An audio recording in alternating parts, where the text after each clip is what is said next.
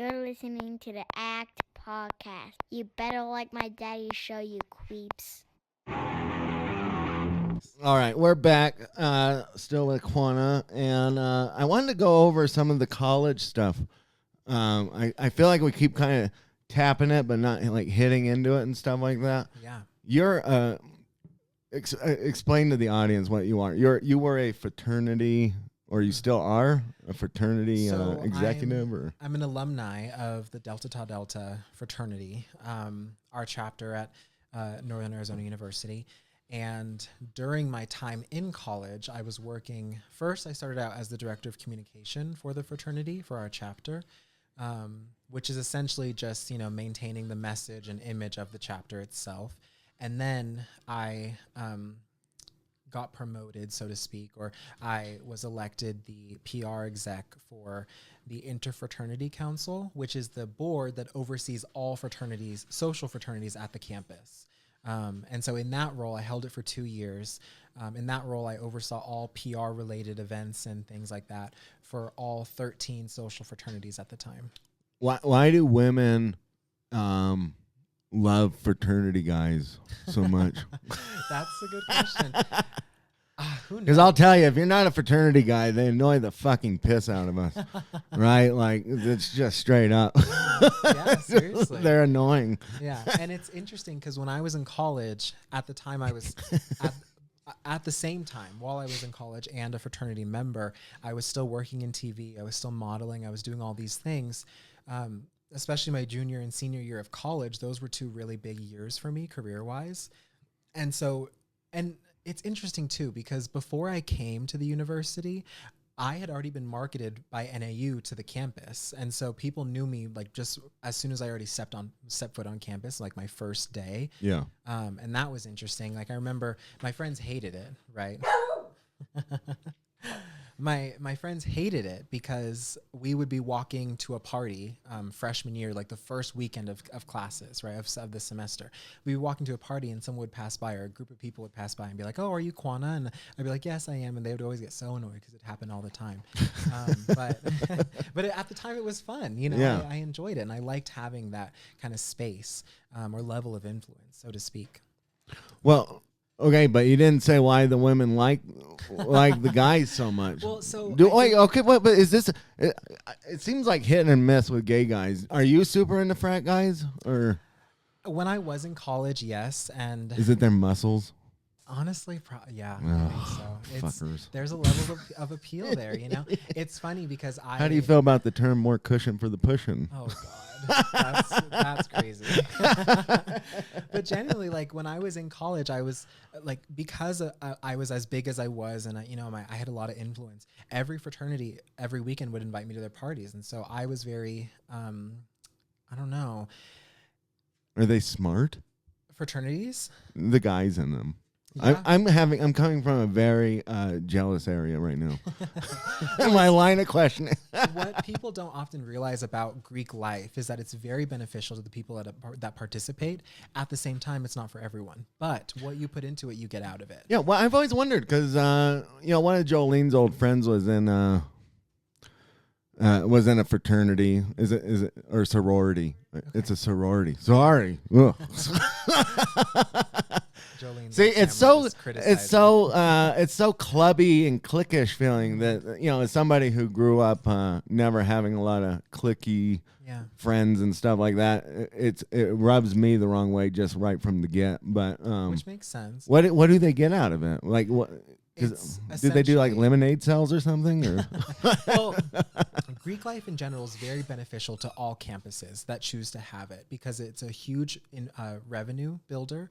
It's a huge philanthropy incentive, and it's great PR when you do it correctly, right? So chapter members, whether it's sororities or fraternities, they obviously pay dues. They pay into the organization. At the same time, those dues go towards putting on events, hosting charity events, philanthropy events, giving back to the community. And they also help build the influence and overall culture within whatever city that they reside in. Like chapter members here in Flagstaff, for example, they're constantly cleaning up streets. They're constantly giving back to different organizations like food pantries. They're helping the homeless. They support the Blue. They support the local fire department. My senior year, one of our fraternity chapters gave, I want to say like $15,000. They raised it themselves to the Flagstaff Fire Department. And so there's a lot of work that is done that most people don't see, but it is beneficial to the community. So they're muscular guys and good-looking women, and they're nice, good people. Absolutely. Well, And that sucks. What am I supposed to do with that? you know what? A lot of people criticize Greek life, but I have never felt more safer than when I'm with fraternity men and sorority women, because again, it's a built-in network. Yeah. Like, these relationships span your entire lifetime most of the time, right? You go into these careers, you make connections, or people are like, oh, you were in this chapter, or I was a chapter of this one, or a member of this chapter, right? It's a built-in network outside of the relationships you build together. So why do they get... I know that there's a perception that there's bad stuff that happens at these parties and stuff like that. Like I've always joked with numerous people that have gone to frat parties and stuff like that, and that, you're probably just a Mickey away from being raped. Or raped. Honestly, that is a real concern, especially depending on whether or not someone's in the organization for good intention, right? So is it kind of like regular society? Maybe you get like a shark in the pool of the decent people that maybe poisons the well. Yeah, my first year, freshman year of college, I was sexually assaulted at a party that was a fraternity party. I eventually, after it happened, I decided never to go back or support that specific chapter. But I gave all my effort, love, and support to every other chapter. Yeah. Because there is good work that's done. That was just an experience that happened to me, and I didn't take it out on all of Greek life as a whole. What about like the hazing stuff? We recently just had an issue in Flagstaff, like pretty recent, right? Yeah, it was just yesterday. Where somebody was left dead. I don't think that's normally what happens, right? It's not. There has been an issue with hazing, though. Yeah. Where people have talked about it in the past and stuff like that. Yeah. Where it's, I guess, I'm trying to think of how they would represent it. I guess they would represent it as a very intense form of bullying that somebody wants to have ended or whatever. I'm not as read up on the specific definition of hazing, but essentially, and it happens not just in Greek life, it happens in clubs, it happens in sports a lot as well. Happens in the fire department. Yeah, seriously. Same thing with the police department. There was a big story out of, I forget what city, but one local fire department had such bad hazing that included waterboarding. That sounds like fun. Right, unless you're the one being waterboarded. But yeah, it is a big issue, and a lot of universities across the country have established anti-hazing weeks to raise awareness about what happens. But something that I am very vocal about, especially now following this most recent incident, is that it's not so much at fault of the local chapters, right? Yes, there is something to be said for they made the decision to get drunk. They made the decision to take advantage of others. At the same time, I believe it is at the institutional level, right? At the university level, that they are not supporting their students the way they should be. How would they do that? How would they go about that? It looks like there's different ways to go about it, right? If we look at Penn State, for example, in 2017, there was a terrible case of hazing where a young man named Timothy Piazza died from specifically alcohol-related hazing. He was a new member going through rush week. He attended a party, and he was hazed so severely that he was dead. He was murdered. How? So essentially, they were doing something called a gauntlet, and I believe Is this the butt funneling? No. Oh. I've heard about this. He's a little too excited. I got in trouble. Well, yeah, because it's wildly fascinating. But didn't that start out of the frats, the butt funneling? Where you specifically have you ever partaken in that or known anybody who has taken? I did actually in high school. I knew a guy who loved to. It's called butt chugging. See, Jordan, Jolene. I knew I wasn't crazy. I got in so much trouble for asking this question. Yeah. It's a real thing. It is a real thing, and I had never seen it in college. In high school, there was a guy, well-known guy, who every party in high school he would butt chug alcohol, like a beer or something. Yeah, just one. I don't know how much, but yeah, You can't do too much, as far as I know. because alcohol again is a sedative, but it's also a drug, and it can impair you severely. And when you do things like that are direct into the bloodstream, like butt chugging, for bypasses example, your liver. exactly, it can be very dangerous. Yeah. But anyway, so this example. This is all I wanted to talk about was butt chugging. This example out of Penn State, again, this was in 2017.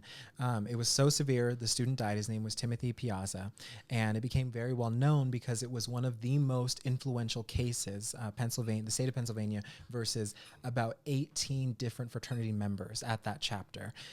They eventually it was found that the individual chapter and the members were not at fault specifically. It was more so a wide, they looked at it at a more wide lens at the institutional level. Yes, no, what they found is that no one individual was responsible for his death, but more so the situation itself. And what the case looked at was how the situation came to be. And they analyzed several factors, right? Culture at the university. They analyzed the current laws available to students and the resources available to them. What this case eventually created in 2018, I believe, was the Timothy Piazza anti-hazing law. And right now, I don't know the exact states that have adopted it. We don't have that specific law in the state of Arizona, but many states have adopted a similar structure. In Arizona, we have something called Jack's Law, which did not come into play until 2022. So it's also rather recent. Even more recent. And that is coming out of ASU in 2021 or 2022. A student at ASU was killed from hazing related incidents, and his name was Jack. I forget his last name, but that created the Jack's Law. Right. Right. But no, yeah, it is a tragic thing. And unfortunately it's commonly associated with Greek life, although it doesn't only happen in Greek life. So, because I walk by the fraternity buildings and whatever and stuff like that. Greek life or whoever. Are there other people who own these? Who owns those buildings that the people live in? So typically, there's different ways to go about it, and this is dependent on each university campus. Typically, what happens is a university will section off a portion of their on-campus housing and dedicate it as the Greek village, right? ASU is very successful in this. And it's an on-campus space for Greek students to live, to operate. They can host their functions there. Now, they're not actually Greek, right? No, we're talking about Greek life. Just Greek life. Yeah, Greek chapters. Well, I mean, listen, there's not a lot spoken about this. You just kind of know, like, the stereotypical view of a fraternity, and it's not usually very flattering. Yeah, seriously. What we have here in Flagstaff at the NAU campus is actually the opposite. Greek life is very much segregated from the rest of the student body, and they're almost looked down upon, especially when I was a student, and even more so when I was the acting PR executive. And so there is no on-campus housing dedicated to just our Greek students or Greek life. Yeah, it's all on the outskirts of it, right? Yes, which makes for dangerous situations like the one that happened this weekend where one student was killed. He did die following a hazing incident, alcohol-related hazing. So what is alcohol-related hazing? Because hazing occurs in many different ways, right? There's waterboarding, there is sexual hazing, right? Alcohol-related hazing is, calm down. Alcohol-related hazing is essentially hazing that occurs in relation to binge drinking. Oh. So do they think that it was like a alcohol poisoning related incident? That's one theory. A cause of death has not yet been determined. I'm not one to speak on an active investigation. What I can speak to is the culture that's current or present and the structure or even lack thereof here at the NAU campus. And what I've seen in my time is that there is a huge lack of support for Greek students when they face a tragedy like this. We have basic initiatives, like we have the Anti-Hazing Week. We have, we have lawyers that are available to Greek students. And the whole student body. And we also have situations where we can provide a safe space for students to come to us with any issue they may have. But that's kind of where it stops. And I think that's in this specific case where they're doing students a disservice. Right. So did you? I didn't. I don't remember.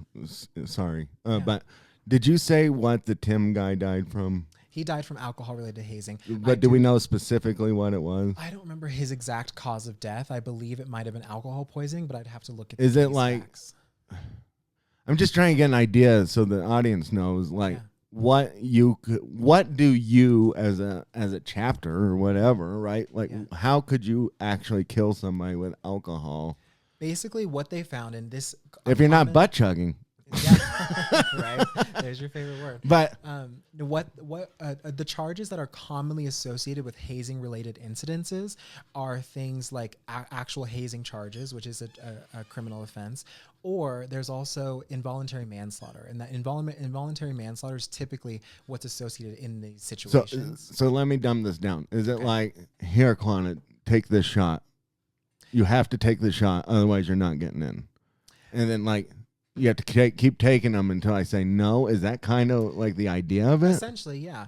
And the reason why in Timothy Piazza's case specifically, certain members were not charged with involuntary manslaughter is because the way that the prosecution looked at the case, and ultimately the judge decided that not one person or individual was responsible for what happened, although more so a culture, right? You can't blame one person because, again, binge drinking is the consumption of multiple drinks. Typically for men, it's about 5 within 2 hours, right? And for women, it's about 4 drinks in 2 hours. That's you're not wrong. But, that's what's legally considered binge drinking, right? Yeah. Now, when we look at what happened in Timothy Piazza's case, one person could have given him a drink. A whole other different person could have also given him a drink, right? No one person is responsible for his binge drinking, more so the collective. Because is there just no personal accountability? So that's where the reason hazing differentiates from things like, taking accountability again, or agency, is that with hazing, it's done so that you can feel a sense of community, right? If you do not do this, you cannot take part in our community. You can't be in our group. That's what hazing is in a nutshell. Do you want to be in that group if people are bullying you into it? Many students do. And a lot of people, because of the negative viewpoint on Greek life, think that that's what you have to do. Again, these are impressionable students. Same can be said for students that are at every level, right? In both Timothy Piazza's case and the case here in Flagstaff that just happened literally yesterday, the student was declared dead yesterday morning. What happened in both cases is the individuals that were giving the alcohol, that were, fostering this environment of hazing, were under the age of 21. They were all 20 years old, right? Yeah. And so they're kids themselves. That's why in Timothy Piazza's case, and why I believe it stands true for this case as well here locally, is that we cannot just look at the individuals. We have to look at the institution, the one that fosters this type of environment, that believes that this activity is okay. Also, something else that I think is important to note is the timeline, right? Both Timothy Piazza was found dead, or EMS services were called several hours after authorities believe he actually died. What's unique about his case in particular in Pennsylvania is that there was security cameras and camera footage that were around the entire house, so they could establish a current or accurate line of events, right?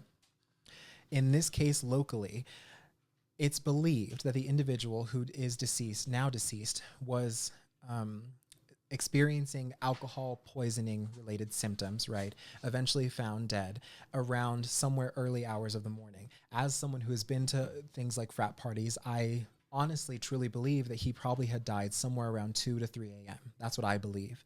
That's not a case fact. Now, EMS services were not called until I want to say about 8 or 10 a.m., so which is several hours, of course, after he might have died. What that speaks to, I believe, is the culture surrounded by the resources available to Greek students in particular. When I was sitting on the IFC board, right, when I was the PR executive, the first call most chapter members made was to either the head, the woman who oversaw all of Greek life, or the IFC president, which is, again, president of the board that oversees all fraternities. Those two were typically the first call. I was always the next call to help establish what our game plan is in terms of outreach and appearance, right? What does this look like to an outside community? That was the culture we established as a board. I'm obviously not on the board anymore, but what I believe is that the culture has shifted to where, you know what, if this happens, you're at fault and there's no support for you. And that's why when I learned immediately about what happened, the first thing I did was contact several current and alumni members of this fraternity in particular, and current executive members. And I said, be careful what you say, because they can subpoena text messages, they can subpoena any video or photos that you may have taken. You need to be careful what you're saying, especially to the university. And the reason I say that is because they are not there to protect the students. They are there to protect themselves. They're a business, right? What a surprise. Exactly. And so now it's a matter of looking at what evidence do they have that establishes not only connection to the situation, but also a timeline, and how the university plans to protect themselves moving forward. So would that, whoever it is, Yeah. say they're just taking shot after shot or whatever to try and get in, is there a point where because you seem like a reasonable, responsible person, right? Would you be like, well, I actually won't let you into the class if you don't take this last shot, or into the club if you don't take this last shot? Is there like a real, like, you absolutely will not get in if you don't do exactly what we say kind of aspect to it? Or I think to a or is certain it extent, yeah. or is it just fear that they really won't like me? You know? Again, as I said earlier, we're social beings by nature, right? We crave community, we crave connection. And that's why things like hazing in a fraternity or a Greek life organization can be so dangerous, because you have these impressionable students that want to form a community, want to form a connection. At the same time, there's these other students that also have gone through the same thing themselves when they were rushing, right? Hurt people. Yeah. What we have to look at outside of the actual individual incident is that what culture exists for these people to believe this activity is okay, right? Do we continue what was done to us, or do we change it? And I think having a good institution behind you to support you in that shift is important and crucial to changing the culture. And I don't think that was the case here. Would you have changed it? I did change it. Oh. I dealt with, as PR exec, I dealt with many scandals regarding fraternity chapters in particular, and very few were in the media because, one, I'm good at my job, and two, again, it's just a matter of support, because we were there as a board, as an advisory board, as a board of supervisors. We were there to support our members. The members in turn made better decisions. Oh, well, that's good. Were you hazed? I was, yeah. What can you say what yours was, or is that? It was all alcohol-related hazing, which I think is common. At the same time, I do remember certain members were there to kind of say, okay, this is going a little too far. Let's tone it down, you know. Yeah, you need a strong leadership. For sure. So it's safe to say there probably wasn't strong leadership in this instance, Well, or in some of these other ones, right? Something to note, the current executive board for the Delta Tau Delta fraternity has only been in their positions for, I want to say, a couple weeks. They were just elected. And so, again, I'm just kidding. I'm not nodding my head. when you have especially that environment, right? Brand new executive members who are essentially in control of all these people, all this money, this whole organization. When you have brand new members, you need support behind them to do their jobs effectively. Where do they get money from? Well, so part of it is coming from dues. Part of it's coming from the university. So you have to pay into it? Absolutely, yeah. That's kind of How much? Can you say? It's different for every chapter. Can you give like a roundabout number? If I remember correctly, my dues were anywhere from $700 to maybe $1,200 a month. That's the general Whoa. range. Yeah, that's the general range. That's like rent. Yeah. Essentially, you're basically paying rent into the chapter. But it gets, again, what you put into it, you get out. You get things like fun events to go to. You get things like opportunities to build yourself as a person and individual as well. And that's why Greek life is so efficient and effective. Interesting. Well, that seems like hazing enough to me. I mean, I'm I'm such a tight ass. I mean, okay, guys, you're getting $700 a month out of me. I think that's enough hazing. Yeah. I don't think I should have to get, punched in the face or grape. No, It's funny that the words you use to stay, safe at the same time. You've been saying everything in the book. I know. I already said rape anyway, so it really doesn't matter. I don't know why that word is so. I don't know, man. We live in a weird time, don't we? It's Absolutely. like the words you can say and the words you can't say, and like when you can say, like people cuss more than ever, but then I still see like self-censorship and beeping out and stuff like that. It's like, I don't know. I grew up in the world where it was like I hated beeps. I'm like, why would you ever put that on yourself? But Yeah. then sometimes it is effective, like for comedy, Mhm. it's effective to beep yourself out. Yeah, situational comedy. Yeah. I was on social media a week and a half ago, and I saw this story on TikTok by Fox 10, which is the Fox Phoenix or a Fox station in Phoenix, and they came out with a story saying how. Did you ever hear about Giselle Pellico? Mm-mm.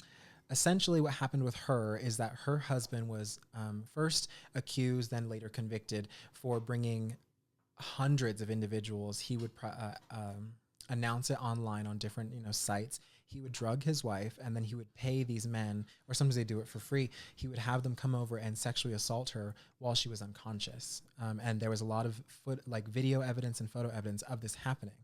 Now, I bring that up because essentially the same exact thing or similar situation happened in Gilbert, Arizona, just a couple weeks ago.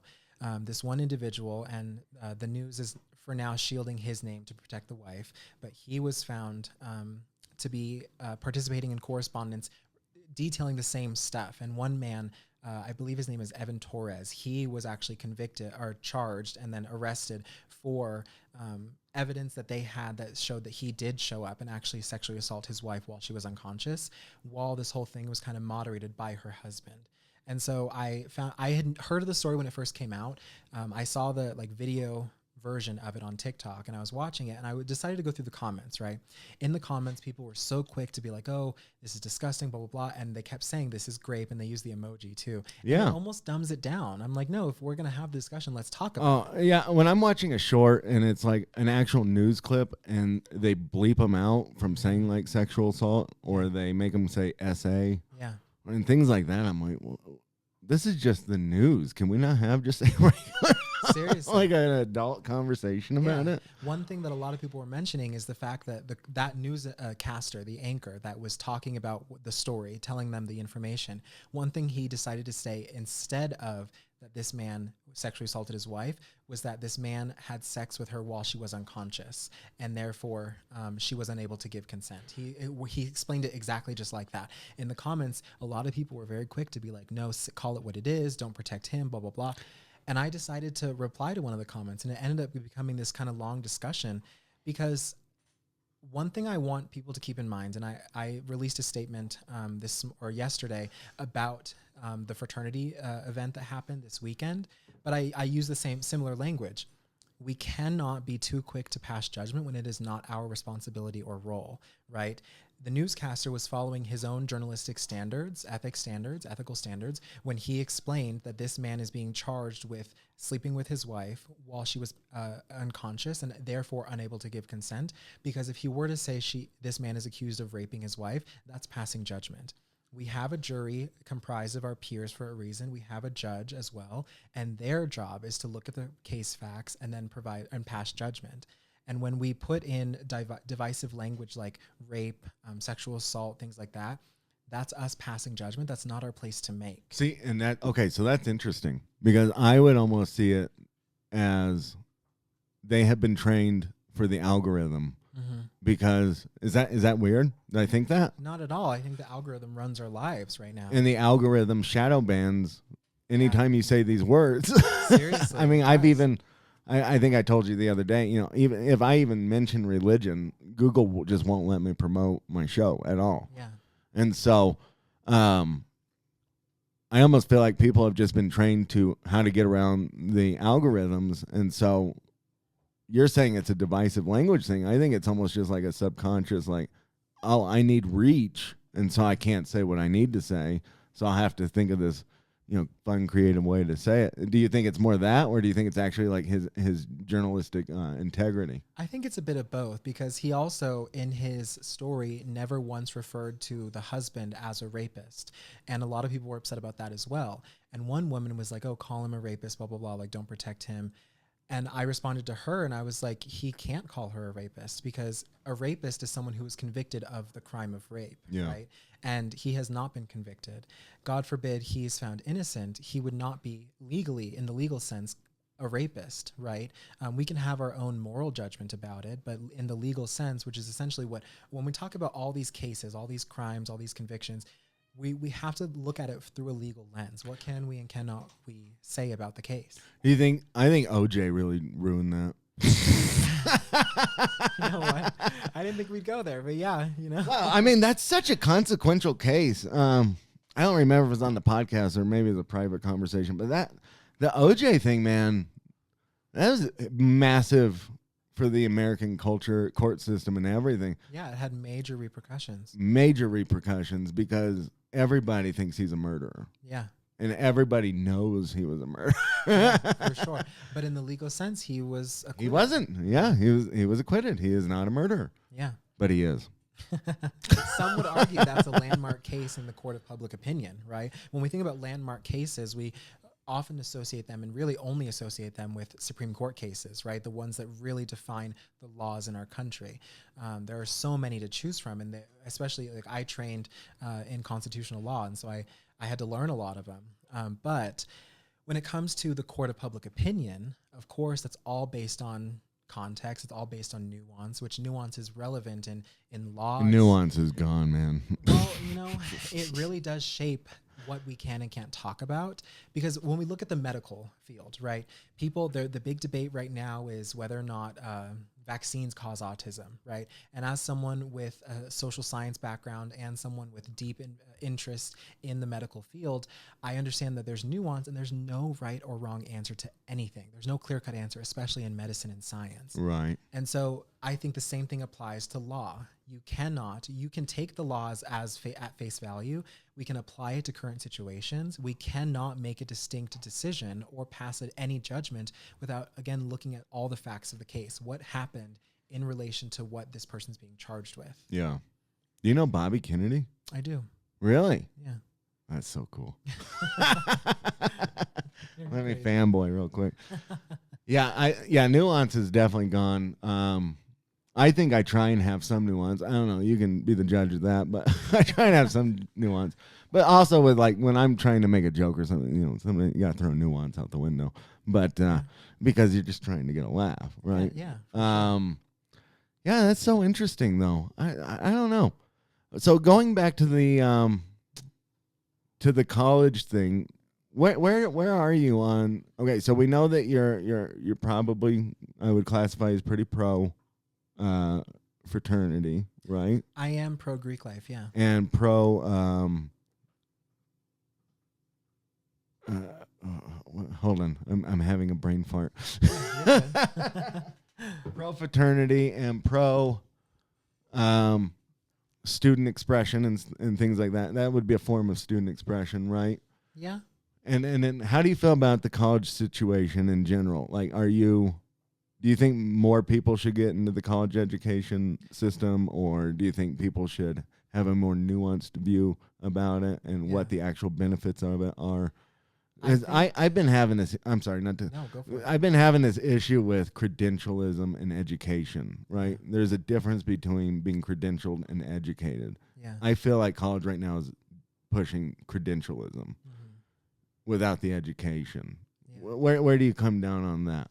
I think it's different for every campus, of course, because obviously on different campuses, students learn different things. They learn different techniques, or there's different specialties that are associated with each college campus. When it comes to universities, right, I am a huge proponent for higher education. I think people should strive to better themselves. At the same time, I recognize it's not for everyone. I believe everyone should go to college for at least a semester or two, right? Half a year or a full year of college. See if it's for you. See if you can benefit in any way. If not, leave, go to the trades, start your own business, start a podcast, whatever you want to do, whatever helps you further your career. But I do believe everyone should at least attend, because when we have an educated community, right, people who are interested in learning and bettering themselves ideologically, physically, socially, we have people that can contribute to society. And I think that was the point of college in the beginning. Oh, well, yeah, 100%. It was meant to be educated and deal with different viewpoints, different ideas, all that kind of stuff, battle it out in debate and things like that. I think that's the issue, though, is that I don't see a lot of that debating going on. It's very much like a conveyor belt for a career and to be, well, to be turned into a Marxist, speaking plainly, Yeah. it's a lot of one-sided ideological viewpoints and not a lot of room to move around, which I'm sure you've experienced a little bit, right? Yeah. Which I think it's great that you're in the system and that you're going to stay involved in it and things like that, because it's probably you and like 2 other people. It's funny. So earlier I had mentioned or referenced that they did a study on conservatives in university spaces, right? Faculty members that are conservative, and how most of them, if not all, felt that they did not belong in those spaces, right?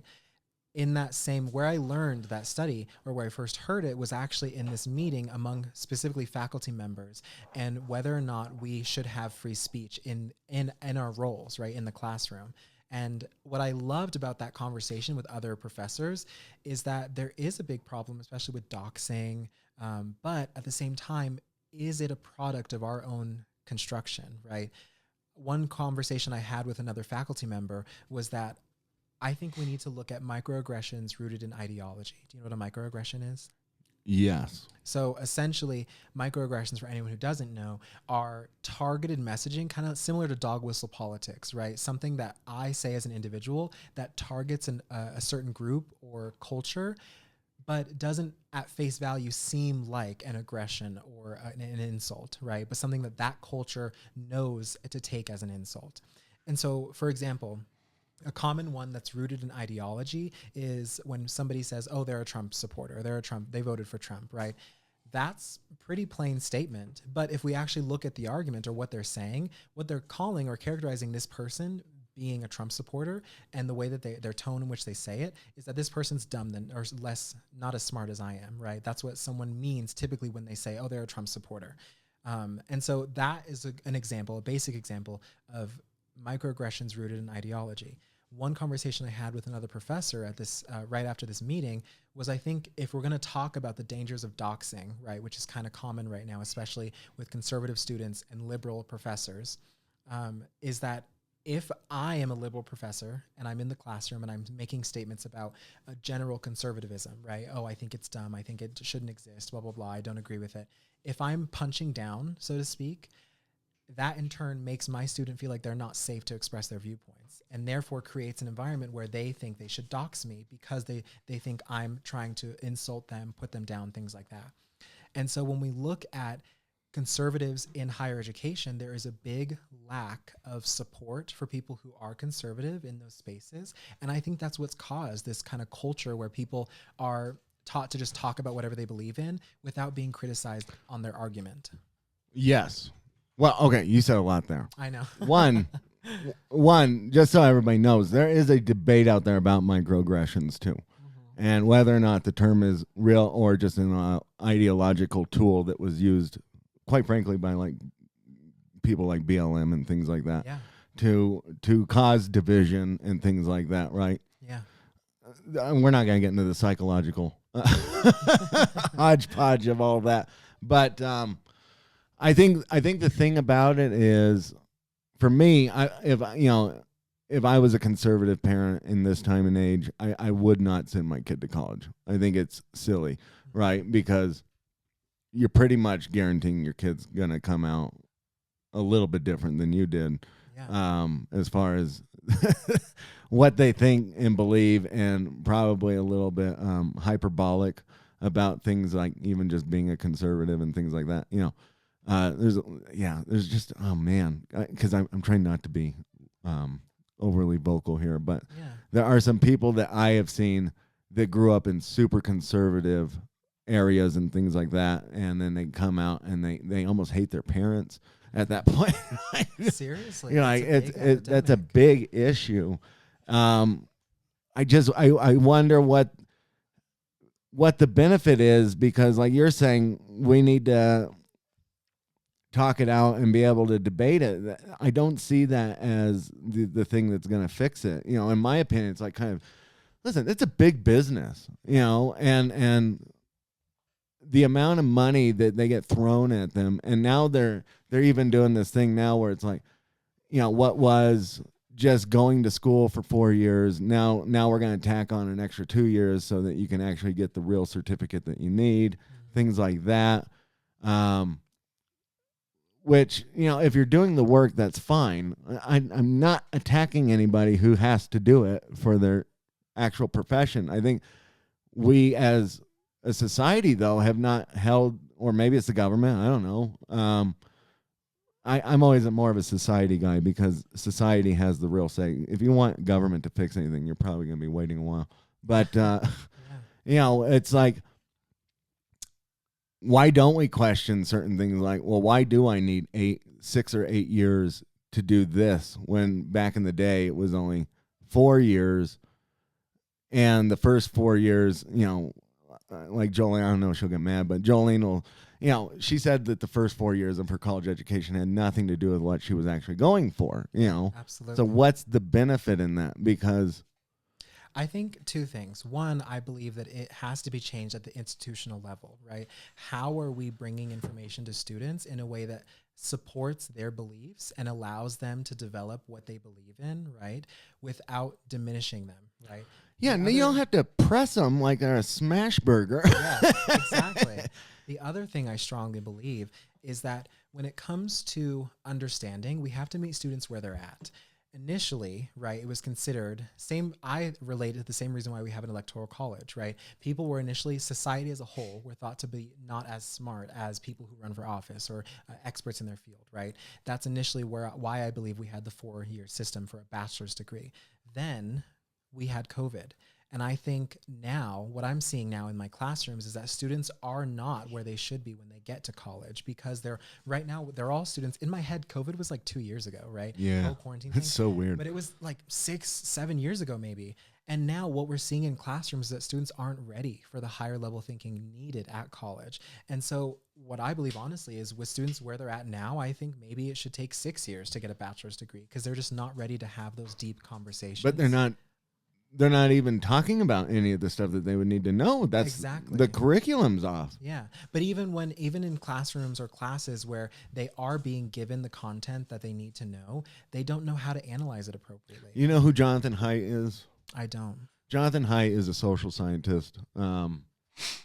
He's written books like The Coddling of the American Mind and things like that. I believe he has a new one out. I forgot the name of it. But he has talked about the postmodernists kind of making a plan to use the universities specifically to make them kind of indoctrination camps. Yeah. And I believe it. Because, there's so many college kids I talk to that just don't even know like general knowledge things. They don't know basic facts. They don't know basic terms. And boy, they really throw that fucking certificate in your face like Seriously. you're a retard. Yeah. And it's like, okay, that's where I have a problem with it, right? Everybody thinks I'm always attacking the idea of actual higher education. And I'm not. The attack is, do they actually have a higher education? Because, like I said earlier, that one girl was let into Harvard and she wasn't even literate. Yeah. That is happening at a pretty high rate. So I think that, how do we fix that? Well, you got to vote with your money, kind of, you got to stop. You kind of got to stranglehold these people. I mean, for fuck's sakes, they charge $500-$600 to park at their goddamn lot. Yeah. I mean, it's a business. And if we don't start looking at it as a business and not just, it's a building, it's an institution of learning. Okay, like hogwash, we got to spray some of the shit off of that. Like, I don't know. Am I crazy? Do I sound like a radical right now? Not at all. I love We got to take the universities down.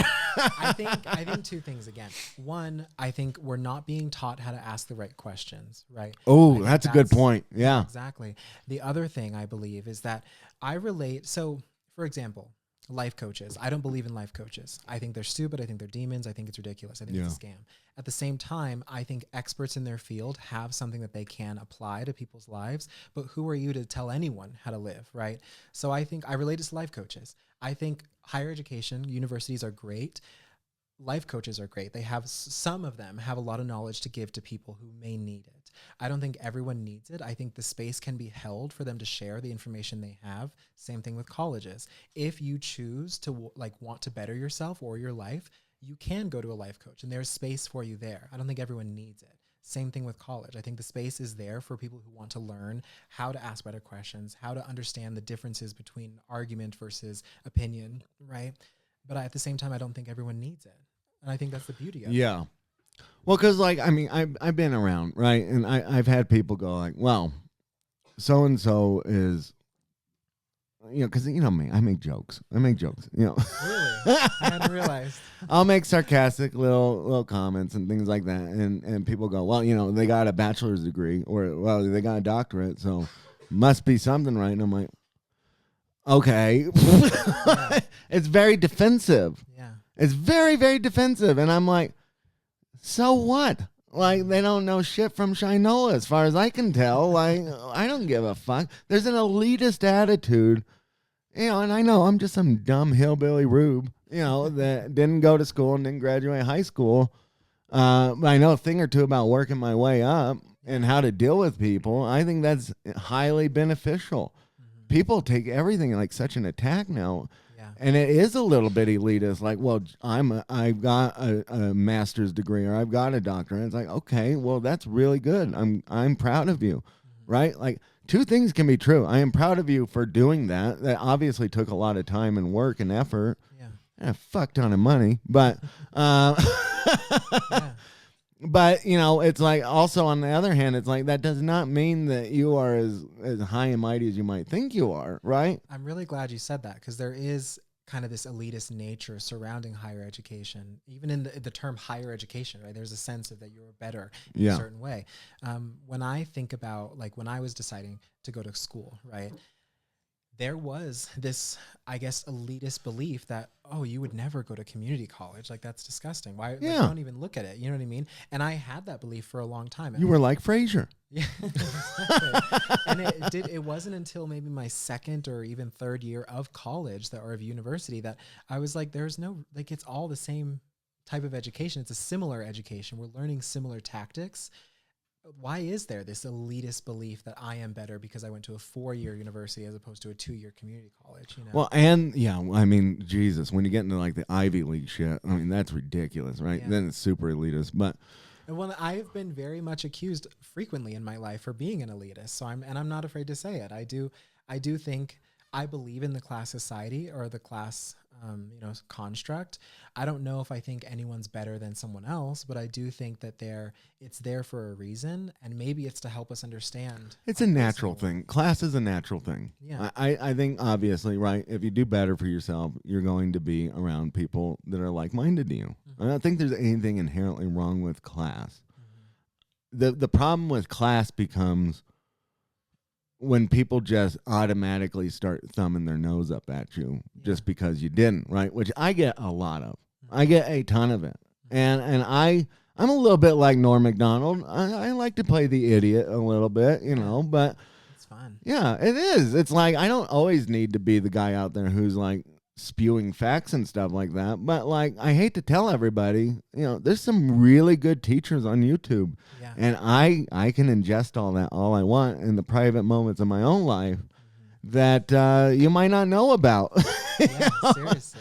And I don't have a degree for it. I don't have a paper for it. And I know that means something if you want a job in a certain place, but. And something I think is important to consider as well is that higher education, universities were not initially intended to be for everyone. And so now where we have... They weren't really for jobs. Yeah, seriously. At the end of the day, they were meant specifically for philosophy. Yeah, and exactly. to debate ideas and to learn how to interact with each other. Yeah. And me and you have completely different backgrounds and me and you have completely different personalities and all these other things, right? You're a Muslim, I'm a Christian, and now we're gonna go and he's not really, he's not really, but you know what I mean. But we can get together in this breeding ground of ideas and kind of debate it and duke it out. Is it Cambridge that has the big fancy debate room that's internationally known, and you know, that was the original idea about it. It had nothing to do with like, oh, well, now if you want to go and, you know, be a fucking pharmacist, you know, you gotta take 8 years. Seriously. And I hate pharmacists. Can I just have a side rant about pharmacists? They're like the perfect embodiment of my issue with college. Okay, you're a fucking pill pusher who literally just puts it from one bottle into another, and you wear a doctor's robe like you're important. Okay, and we all know that you're just Googling what that drug is because you don't have a encyclopedia knowledge of all this stuff. Yeah. Fuck you, pharmacist. And you work at Walgreens, okay? But if you tell somebody you work at Walgreens, oh, but I'm a pharmacist, it's like, oh, look at them. Look at them. If I say I work at Walgreens, I'm like, where'd you go wrong? Yeah. Seriously. One thing I like with that point is that what I'm noticing about our conversation thus far is that the common theme is institutions and how we look at them, right? Yes. I think if we're going to look at college for the masses, we have to consider the institutions that are in place currently. Again, like you've mentioned, they were not set up to be for everyone. They weren't even set up to further your careers, right? They were set up to be a place for thinking and thought and philosophy. Higher society. Exactly. Now we're in a place where we are expecting most people to go to college or university when the system was not intended to support that type of infrastructure. The infrastructure is not in place, right? And so if we're going to make it so it's more accessible or more a higher level thinking while also catering to a majority of people, we have to change the way that we're understanding and the way that we're teaching as well. Yes. So what do you think of people like Peterson, like Jordan Peterson, who have started his academy online specifically for just the education? Yeah. It's not going to credential. You don't get a credential out of it. Yeah. I think I related a lot to kind of what I was saying earlier about podcasters versus journalists, right? Commentators versus journalists. The same thing can be said for people like Andrew Tate, who I don't disagree with, but I don't fully agree with. But Andrew Tate has a similar format, right? He has this kind of class that you can take and better yourself and further your own belief system. But like genuinely, yes. Hustler, you. Yeah, I don't like Andrew Tate. Again, I relate it again to life coaches. I don't believe in them. I think the space is there for people that want to use them. Is he a life coach? I would argue he's kind of a life coach. He kind of is. Yeah. But I think people who want to put all this information out for others, like Khan Academy is a great example, right? It's a group of experts in their field, typically mathematics and things like that, that are providing information that they've learned and how it applies to common, algebra or whatever, what have you. Right. I think that is great. What matters in that situation is who's doing the teaching. Yeah. Well, yeah. Okay. That's a great point because I would argue that like the difference between like Peterson Academy and Hustler U would obviously be in the name. But like I think Andrew Tate is absolutely just hustling people for money and you're not getting a lot of benefit and it's mostly common sense and things that you want to know. Whereas like Peterson Academy is obviously taking, numerous what's the word? Well-acknowledged professors from all over the universe or all over the world and putting them in a place to give specific lessons on their expertise and doing it in a way to where it's the point of the entire thing is to exercise your critical thinking. Yeah. And it's kind of bare bones making what college was supposed to be again, right? Mm-hmm. This is what we know. You figure out what you think about it, right? Yeah. And whereas like Andrew Tate, I don't know. I hate that fucking guy. But first off, is he attractive? I don't think he is at all. And people tell me he is. I don't think he's very. I don't think he's that attractive, like in his face, but he has a nice body. Oh, again with the body. From an objective standpoint. All right, Jesus Christ, I gotta work out. Okay, I get it. I take the hint. But no. Yeah, so the benefit again is of like a Peterson University is to exercise the critical thinking, and I think that's where most of the universities are failing right now. Is there's not a ton of critical thinking. It's very black and white. It's very unnuanced. Is that a word? Unnuanced sounds like a word. It's a word. Yeah, why It's not nuanced. You know, the conversations are dumb, and like you were talking about earlier with context and things like that. A lot of people don't even know how to recognize context in a conversation and things like that. Yeah. Or understand why it applies. Yeah, and so how as a society could we ever possibly work this out? Like, I get institutional distrust and all that stuff. I have that, but like you do need something. Yeah. And I'm sorry, but you know, with the people I deal with on a daily basis, I'm not exactly encouraged that they can destroy an institution and then build up something better. Right. You know, so I'm one of those guys who's like, we should probably rebuild it from within because there's a structure, right? Yeah. Kind of like what you were talking about with the fraternities. You know, you don't need to destroy the fraternity. You just need to fix what's around it and what's inside of it, right? Exactly. You know, and we've learned how to do that when we remodel a business. Same thought in theory, you know. I don't know. What do we do? You're the man with the plan. You've got all the what would you do? I think Because you're a great proponent for this. I'm sorry, I keep interrupting you after I you're ask you a good. question. You're a great proponent for this though, because you don't have your head so far up your ass you can't see the sun. You know? Yeah. But you're also you had a great college experience and you had that and you still have your hands in it and stuff like that. So you're like the perfect person to me to like, you're the kind of person we need to help fix this problem. And you've got the drive and the attitude and the smarts and the whereabout, right? You know how to present yourself. Thank you. I appreciate that. There's room for people like me, the wrecking ball. You know, Right. some would say that's Trump, right? He's the bull in the china shop. He's got to kind of fuck it up a little bit. Yeah. And then people like you got to come in and go like, okay, now let's fix it. Yeah. So how do you perceive yourself having a role in kind of helping fix this stuff? That's a good question. And I've kind of been asked this before, especially when I took this professorship, is that like, what do you intend to do with this, right? I am here for 2 years, so 4 semesters. I eventually, when I leave every other role I'm doing down the line, I would love to retire on being a professor, right? Yeah. But I don't know. I would love to play a role in reforming or reshaping higher education and how it caters to students.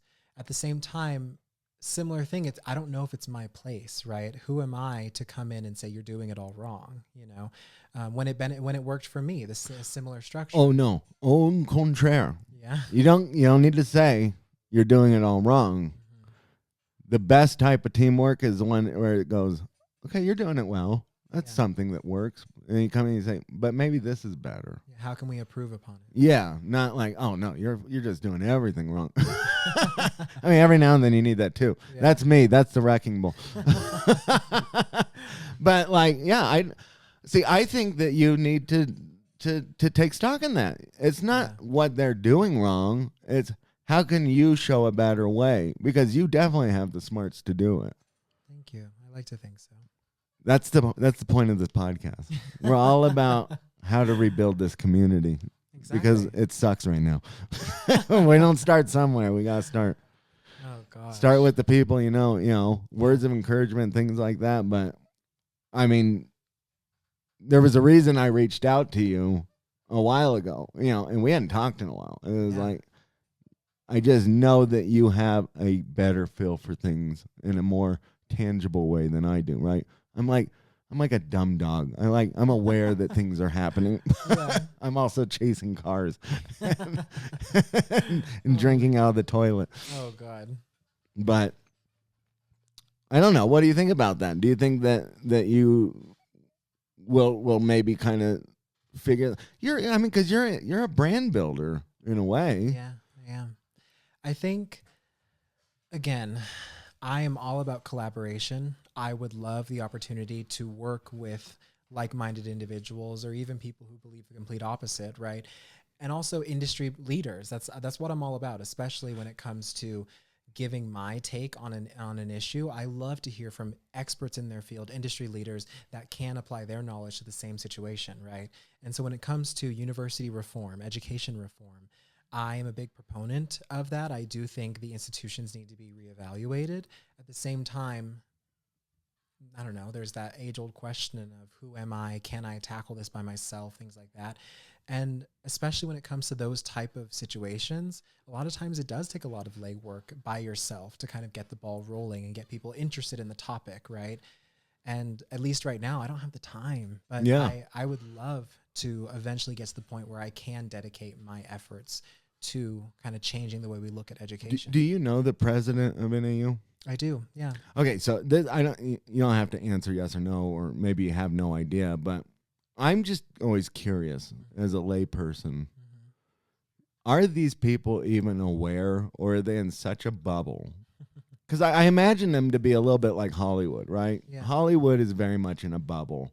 They don't really hear the other side arguments. Yeah. They are told their information through assistants and people with agendas. And so when they hear or find out something, it's kind of shocking to them. Yeah.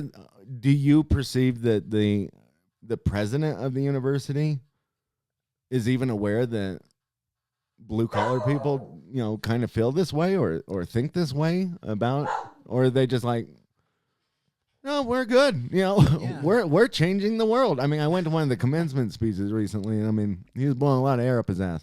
Yeah, yeah, seriously. I do think that I don't believe President Cruz Rivera is naive in any way. I was rather close with his predecessor, Dr. Chang, who actually I was working in television at the time when they were finding a new president. And so I had interviewed President Cruz Rivera when he was just one of the finalists. And then eventually he got the position. Then I interviewed him again. And I don't know. I don't think he's naive in any way. At the same time, I do think you're right. He may be in a bubble. That's pretty common for presidents at any level. They have people, again, around them with agendas, people that want to accomplish things. And so I think it just, again, depends on who's around him. I mean, because I'm not naive to the fact that it's a proud tradition to go to a university and to feel pride or proud of being a part of it or being an alumni and stuff like that. I mean, I get the grandeur when I am sitting in a commencement speech. Yeah. It's a long story tradition and history. Yeah. And it can be hard for people to kind of feel like, oh, maybe we went on the wrong way or something about it. Seriously, like, recognizing maybe we took the wrong path at one point and now we need to kind of get back to it. But, I don't know. All right, we're back. Yes. So I wanted to close this out as my son comes in with a dog. I wanted to close this out with, so you have some things that you wanted to plug. Yeah. You've got a limited podcast series coming out. You're starting. Do you want to plug all? I'll just let you plug away. Plug away. Start with the podcast series. Okay, sounds good. Yeah, if you've been listening to our discussion this far, if you like what I have to say, I have a limited series podcast coming out called Context, Not Chaos with Quanah Arnold. And essentially, it's designed to tackle the big headlines, right? Like I mentioned earlier, media today is not designed to help us understand what's happening, but only confuse us more. And what the point of the podcast is, again, applying context and nuance. And it really just helps you make sense of what's happening and learn how to ask better questions. That's the point of the entire project, right? Now, it's a limited series, 7 episodes. For many of them, a majority of the episodes, I bring in experts in their field to help me make sense of what's happening in the world and why it's happening, whether it's through relationships, through systems that are in place, whether it's sense making, the whole 9 yards. And so that comes out February 12th. That's the first episode that's going to be airing that date. And then each week I'll send out or release a new episode leading up to the number 7. All right. Yeah. What gave you the idea to do this? Honestly, it was what happened in Minneapolis the second time around with Alex Preddy. There were so many people confused about why this is happening and how to make sense of it that I was just like, there's an easy way to understand that, coupled with the story I had mentioned earlier about that man in Gilbert, that conversation I had in those TikTok comments with those people, and the lack of information that they had surrounding why people were doing what they were doing or the language that we were using and why it happened. it was a combination of those two events that I was just like, I want to help people understand that there's a reason behind why we're using the language we are, or why people are talking about things the way that they are. Alex Preddy, is he the guy? Explain him. I don't think I'm familiar with him. So most people are familiar with Renee Nicole Good, which was that woman who was killed in Minneapolis a month and a half ago, 2 months ago. Oh, yeah, that really good mom. Yeah, right. Now, Alex Preddy, you're crazy. Alex Preddy is another individual who was killed by ICE. He was killed by Border Patrol agents in Minneapolis. Similar situation. They were doing a demonstration or some type of investigation in the area. He had shown up with a weapon on him. He had a concealed carry permit. And now his situation has become a hot ticket issue because he had a concealed carry permit on him. He was well within his rights to be carrying. What the debate is right now, and of course I haven't looked at the most recent case facts or case details. Some people are saying it was loaded. Some people were saying he had magazines with him, but they were not loaded into the weapon. And so that's kind of up for debate. Some people are unsure of what's exactly happening there. But essentially, Alex Preddy was shot 10 times by a Border Patrol agent while he was trying to impede investigations that were happening in Minneapolis. Now, this happened, I want to say, 3-4 weeks ago. And this, of course, erupted Minnesota. And after tensions were already high after following Renee Nicole Good's story. And so now there's even more tension and divisiveness and chaos happening in Minneapolis. And so that, coupled with the discussion I mentioned earlier in those TikTok comments about that case out of Gilbert, both of those situations, I think, are perfect examples of how the media now is not designed to help us understand, but more so confuse us. And there are reasons why we talk about things the way that we do. And there's a place where that comes from. And the point of the show is to help people make sense of that. Now, you said ask better questions. Yeah. As a guest now on the show, how stupid are my questions? You know what? I really like the way that you approach a question because it comes from a place of genuine curiosity, as opposed to how can I convince you to join my argument, or how can I convince you about that, like that I am right. Yeah. You know? And so I think that is essentially what we're trying to do in terms of helping people understand what questions to ask, because again, you recognize context and nuance, you know, instead of asking, I don't know, I'm terrible with examples. Instead of asking like a basic surface level question, right? I should be asking, where is this coming from? Why is it making me believe what I believe?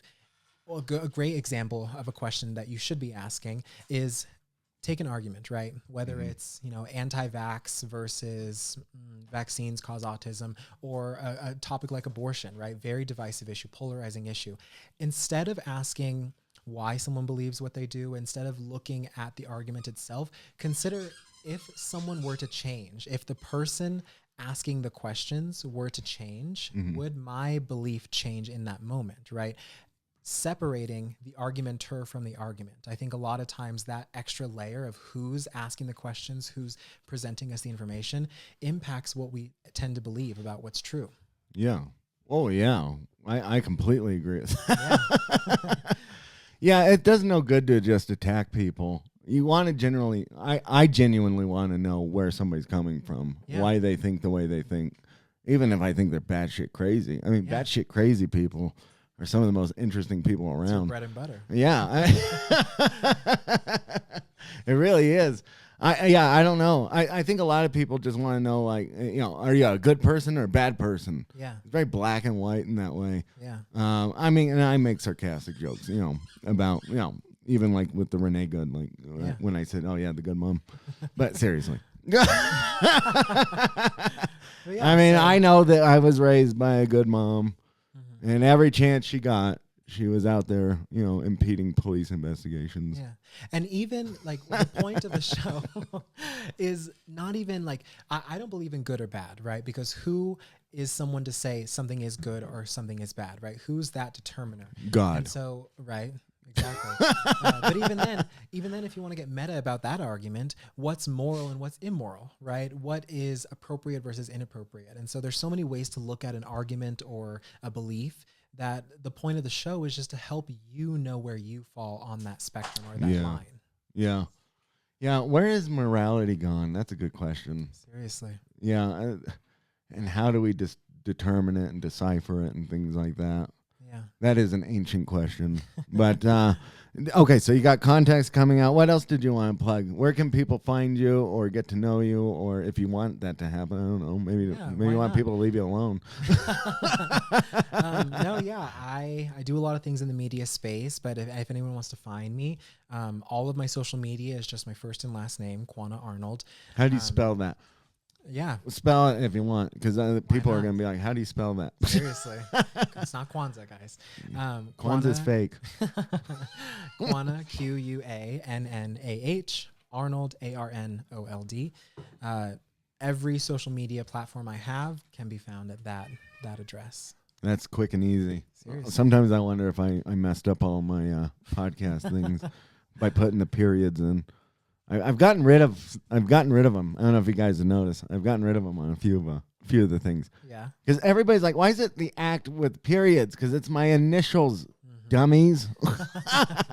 And if you want to bring on a decent, long-term host, you may have to rethink that.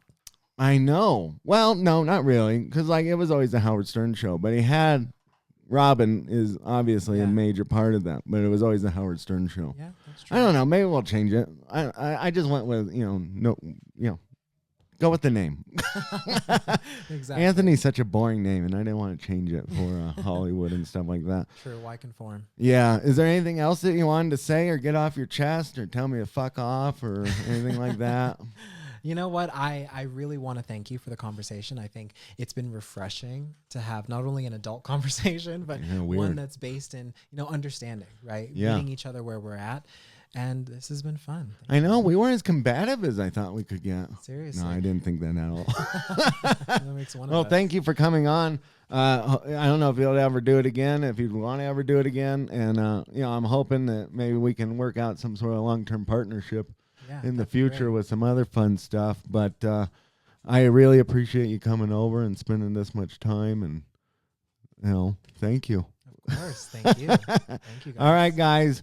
Like and subscribe, follow, comment, send death threats to Quanah. No, I'm just kidding.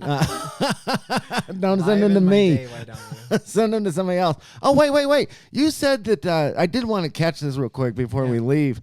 You said something about the fraternities help clean up the community and stuff like that. And you've still got a hand in that, right?